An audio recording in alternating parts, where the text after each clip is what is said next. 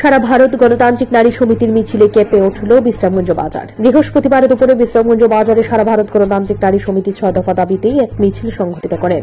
এদিনের এই মিছিলে উপস্থিত ছিলেন সিপাহীজলা জেলা সিপিআইএম জেলা কমিটির সম্পাদক তথা প্রাক্তন মন্ত্রী ভানুলাল সাহা, গোলাঘাটি বিধানসভার প্রাক্তন বিধায়ক কেশব দেববর্মা, সারা ভারত গণতান্ত্রিক নারী সমিতির সিপাহীজলা জেলা কমিটির সম্পাদিকা রেহানা বেগম, জেলা সম্পাদক মন্ডলীর সদস্য অঞ্জনা কোলই সহ সারা ভারত গণতান্ত্রিক নারী সমিতির সিপাহীজলা জেলা কমিটির অন্যান্য সদস্যরা।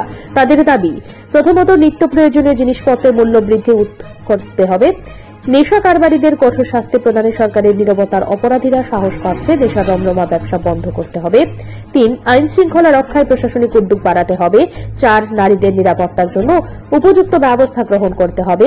5, রাজ্যের বেকার যুবক যুবতীদের কর্মসংস্থানের সুযোগ সৃষ্টি করতে বছরে 50,000 চাকরির ব্যবস্থা করতে হবে।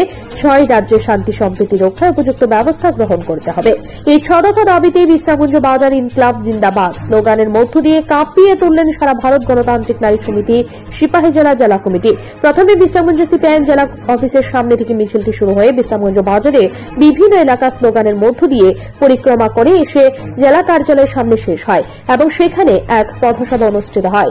এদিনের পথসভায় এই 6 দফা দাবি নিয়ে আলোচনা করতে গিয়ে প্রাক্তন মন্ত্রী ভানুলাল সাহা রাজ্য বিজেপি সরকারের বিভিন্ন বিষয় নিয়ে সমালোচনা করেন।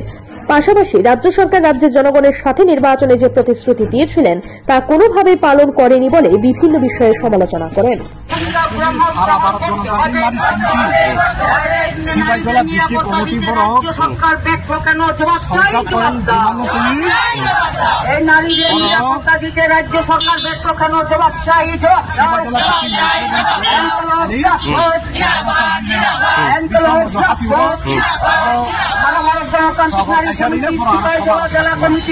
পরিক্রমা করে মিছিল করে একটি পথসভায় মিলিত হয়েছে।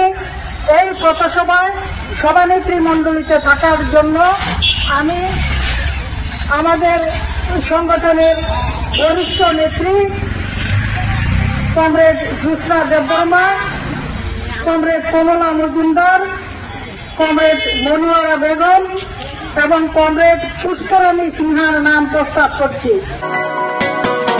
আপনি কি খুঁজছেন বিশুদ্ধ পানীয় জল? তাহলে আজই বেছে নিতে হবে অত্যাধুনিক প্রযুক্তি ও পরীক্ষা নিরীক্ষার মাধ্যমে প্রস্তুতকারী পানীয় জল একমি। বিশুদ্ধ জলে সুস্থ জীবনের মূল চাকাঠি। Acme packaged drinking water. Bureau report, news Tripura 24।